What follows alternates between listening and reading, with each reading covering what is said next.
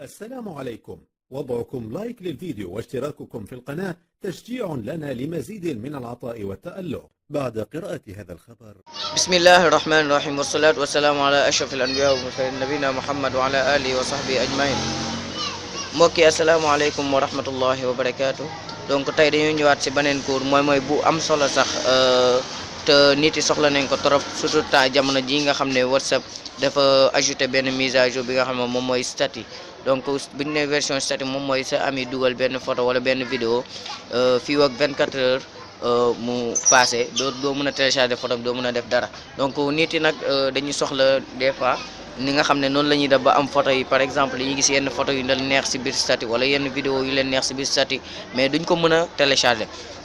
donc comme ni ngeen ko gisee ci titre bi tey dañ leen won nan lañ koy télécharger. par exemple xool naa benn statut ami. par exemple gis ngeen statut bii nii seetaan naa ko léegi statut bii neex na ma léegi bi ma neexee man su ma xoolee su ma duggee sama biir galerie du ma ko mën a gis.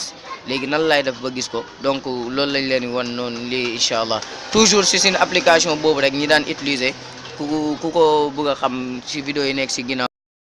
donc ginnaaw bi ñu gisee application mooy application bi ma teg nii ES Explorateur. donc dañuy dugg si biir application bi. suñ duggee si biir application bi dañ fay fekk surface bii nii moom mooy carte mémoire bi. donc fichier yi dañ fay fekk ñun dañuy seet rek li nga xam ne moom mooy fichier WhatsApp. donc fichier WhatsApp bi moom moo nekk nii comme niñ koy gisee. donc suñu xoolee nañ am na lu ma war a njëkk a def voilà. donc suñu xoolee fichier WhatsApp bi moom moo nekk nii la koy joxee si sa gestionnaire des fichiers. donc ñun dañuy seet li nga xam ne moom bu ñu duggee si biir fichier WhatsApp dañuy seet li nga xam ne moom mooy média. donc bu ñu duggee média lii lañ fiy fekk WhatsApp lii la ñuy tegal si document moom mooy wallpaper, WhatsApp animated, WhatsApp audio, WhatsApp document, WhatsApp image, WhatsApp profile, WhatsApp vidéo, WhatsApp voice. donc yii nii document yii nii la fi WhatsApp teg te gisuñ fi WhatsApp statut. donc nan la ñuy def ba am ko avec application bi incha allah lépp di nga ko am. donc WhatsApp fichier boobu noonu WhatsApp dugal na ko sa biir portable waaye da ko def fichier caché. donc application bi bokk na si dindi fichier caché yi. donc fii rek la ñuy bës incha allah ñu seet afficher les fichiers cachés. donc bu ñu defee afficher les fichiers cachés automatiquement da ngeen di gis benn fichier ajouté mooy statut bi yéen a ngi koy gis yéen a ko gisal seen bopp nii sànq yii 8 fichiers yi kese lañ gisoon. donc 8 fichiers yi kese lañ gisoon. donc ajouté na si WhatsApp statut. donc suñ duggee si WhatsApp statut dañuy gis statut yoo nga xam ne lire neen ko mooy bu dee vidéo wala ak bu dee photo ak lépp a si yam. donc ñu xool statut bii nii laa gisoon dinañ xool gis nga statut bii nii laa liiroon. donc mu ngi nii instant bii nii si fichier WhatsApp statut. donc nag comme ni ko WhatsApp caché wee si fichier statut bi noonu lay demaatee si fii ak 24 heures comme niñ koy gisee nii si fichier statut bi nii.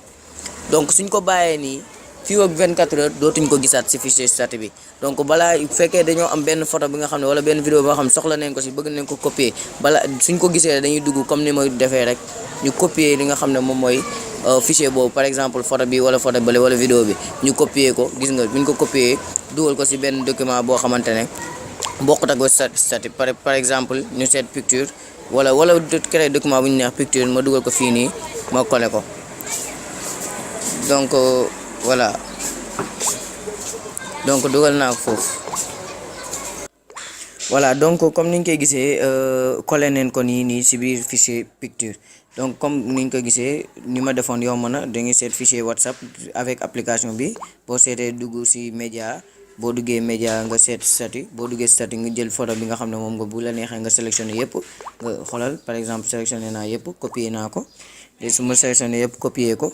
ba tey su ma demee sama mémoire portable wala sama carte mémoire wala fu ma neex ma seet fichier bu ma neex rek par exemple picture moo ma neex ma collé ko ci biir picture.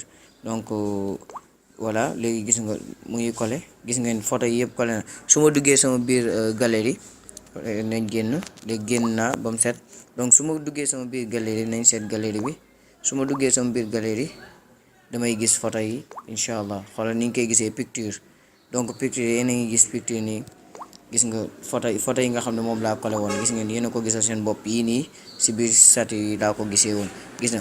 léegi nag photo yooyu noonu mën nañ ko télécharger même bu dee tamit vidéo la noonu lay demee rek yooyu yëpp noonu lay demee. gis na statut bii nii moom laa seetaanoon léegi am naa ko sama carte mémoire léegi du dem. donc kon comme ni ngeen ko gisee yoon boobu noonu moom mooy yoon bokk na si yoon yi gën a am solo pour am statut yi nga xam ne moom nga bëgg si biir WhatsApp comme ni ngeen ko gisee.